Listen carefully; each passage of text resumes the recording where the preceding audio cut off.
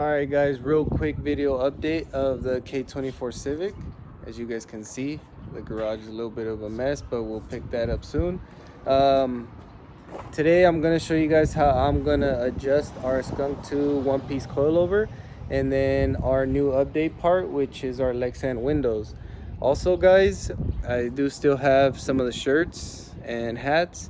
If you guys are interested in supporting the build, DM me on Instagram, OEM Works, and yeah, hope you guys like the build and appreciate all the support.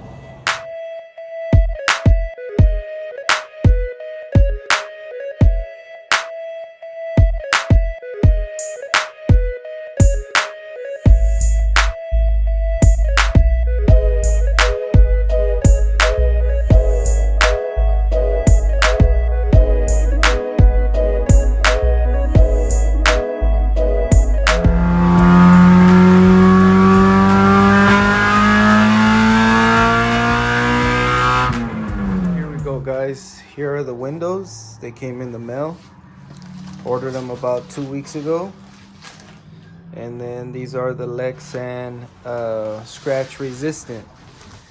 Paid a little bit extra, but it's worth it because your windows won't get scratched over time just by cleaning them.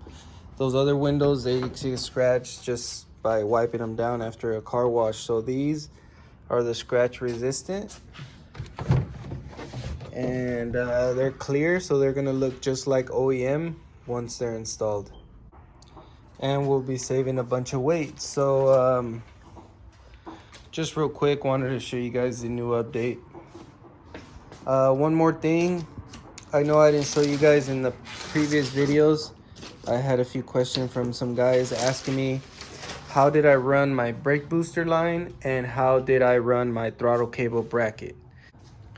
So originally I had the OEM brake booster line that came on the K24 or from the SI because they're the same as far as like the way the brackets sit.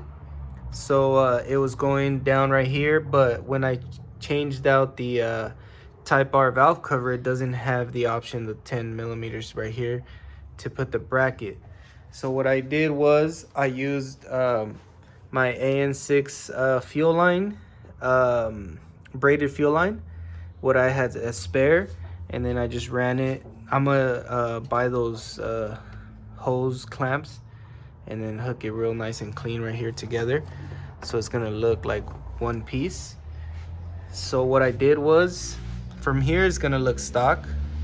Still gotta kind of tuck these wires a little bit later on, but yeah, so right here I left the stock line. All I did, because originally it goes up here, so all I did was bend this down,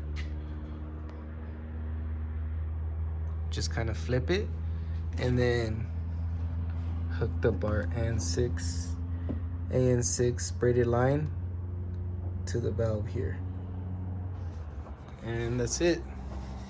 Kind of makes it look a little bit cleaner.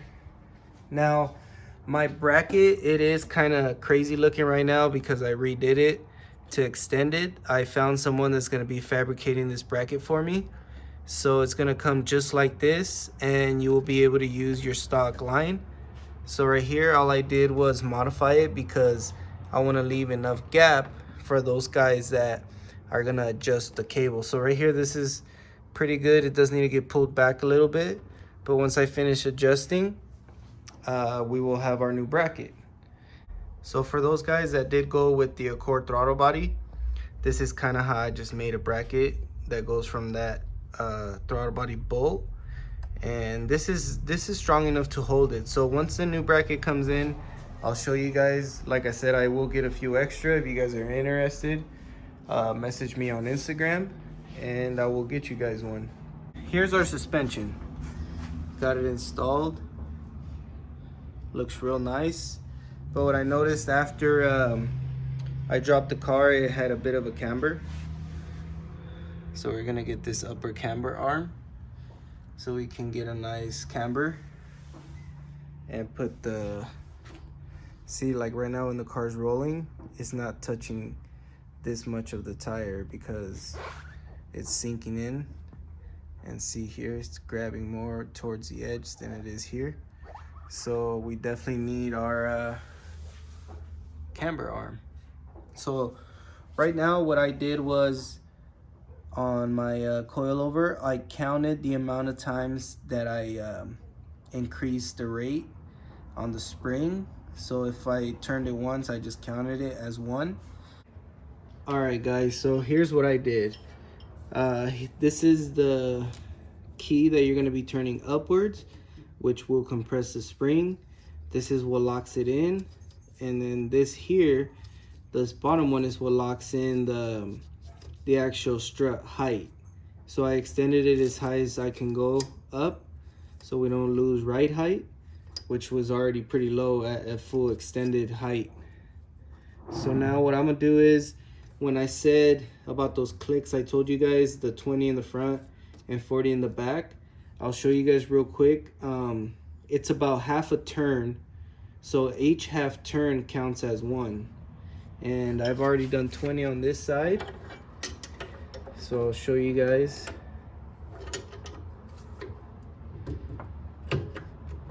Okay, so right here the key is already hooked up, and it's only gonna let me go half a turn.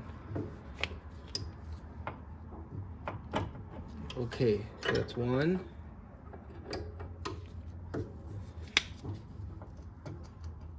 2. All right, so I did 19 so far. This will be the 20th turn, and as you guys can see, the spring got a little bit tighter to turn, so I think we should be okay.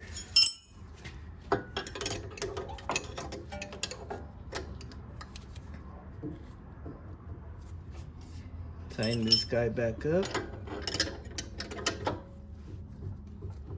Okay, and then now we're gonna do the other side. So I'll show you guys real quick. This is without the e-brake on, and now we have about a 2-inch gap here, so you could definitely see the ride height changed.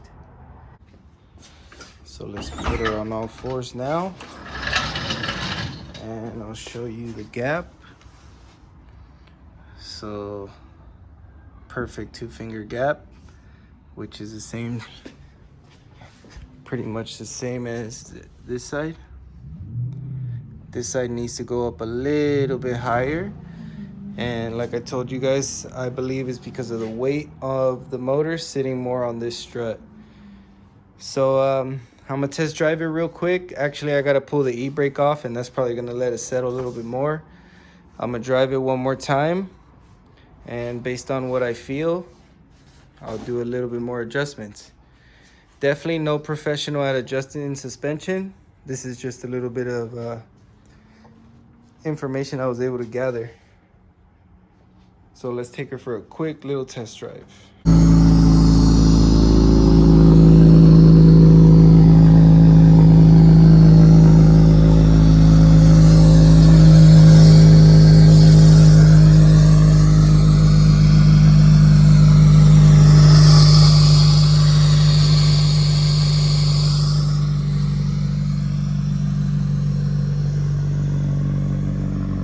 Alright boys, so we got her outside.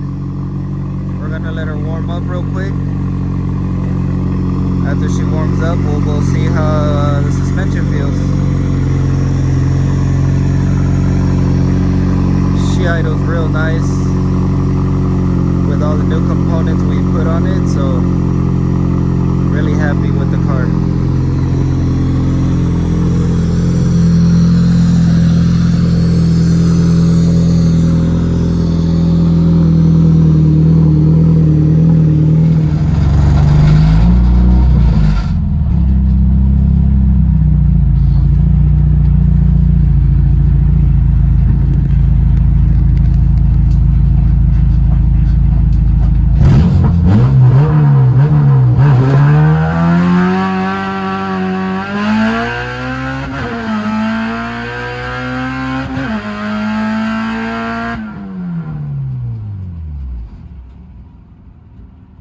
So there she is, boys, pulling real nice.